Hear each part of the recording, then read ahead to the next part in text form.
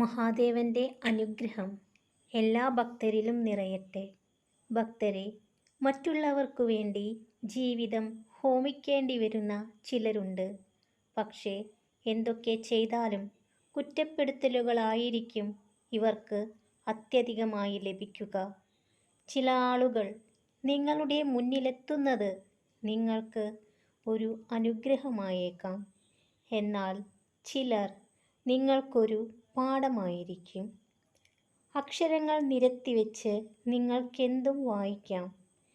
വായിക്കാൻ കഴിയാതെ പോകുന്നുണ്ടെങ്കിൽ അത് മനുഷ്യൻ്റെ മനസ്സ് മാത്രമാണ്.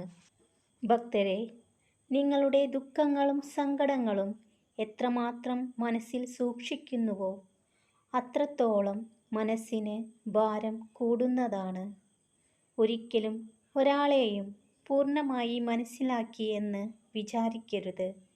എത്രയൊക്കെ പ്രിയപ്പെട്ടവർ ആണെങ്കിലും അവസ്ഥയോ സാഹചര്യമോ മാറുമ്പോൾ അവരുടെ മറ്റൊരു മുഖം കൂടി കാണേണ്ടി വന്നേക്കാം. നിങ്ങൾക്ക് എന്ത് സംഭവിക്കുന്നു എന്നതിനെ ആശ്രയിച്ചല്ല നിങ്ങളുടെ ജീവിതം നിർണയിക്കപ്പെടുന്നത്. സംഭവിക്കുന്നതിനോട് നിങ്ങൾ എങ്ങനെ പ്രതികരിക്കുന്നു എന്നതിനെ ആശ്രയിച്ചാണ്. ഭക്തരെ, വാക്കുകളാണ് ബന്ധങ്ങളെ വളർത്തുന്നതും തളർത്തുന്നതും. വീണ്ടുവിചാരമില്ലാതെ പറഞ്ഞു പോകുന്ന വാക്കുകൾക്ക് മൂർച്ച കൂടിയാൽ അതാഴത്തിൽ വന്ന് പതിക്കുന്നത് നിങ്ങൾ ഇഷ്ടപ്പെടുന്ന ഹൃദയങ്ങളിലേക്കാണ്.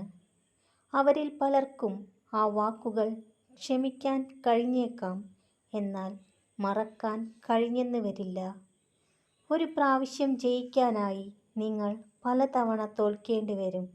എന്നാലും പ്രയത്നിക്കുന്നത് തുടരുക. ഭക്തരെ, മറ്റുള്ളവരുടെ തെറ്റിൽ നിന്ന് പാഠങ്ങൾ പഠിക്കുക. അത് നിങ്ങളുടെ വഴികൾ നേരെയാക്കാൻ സഹായിക്കും. പ്രതികൂല ജീവിത സാഹചര്യങ്ങൾ ഒരു മനുഷ്യന് പുതിയ ജീവിത പാഠങ്ങൾ പകർന്നു നൽകുന്നു. ഒരു വ്യക്തിയുടെ ഏറ്റവും വലിയ ഗുണം പണമോ വിദ്യാഭ്യാസമോ വായനാശീലമോ ലോകം ചുറ്റിയ പരിചയമോ അല്ല, മറ്റൊരാളുടെ മനസ്സിനെ വേദനിപ്പിക്കാത്ത വിധം സംസാരിക്കാനും പെരുമാറാനും കഴിയുന്നതാണ്. ഭക്തരെല്ലാം സന്തോഷത്തോടു കൂടിയിരിക്കുക. മഹാദേവന്റെ അനുഗ്രഹം എല്ലാ ഭക്തരിലും നിറയട്ടെ. ഓം നമഃ ശിവായ.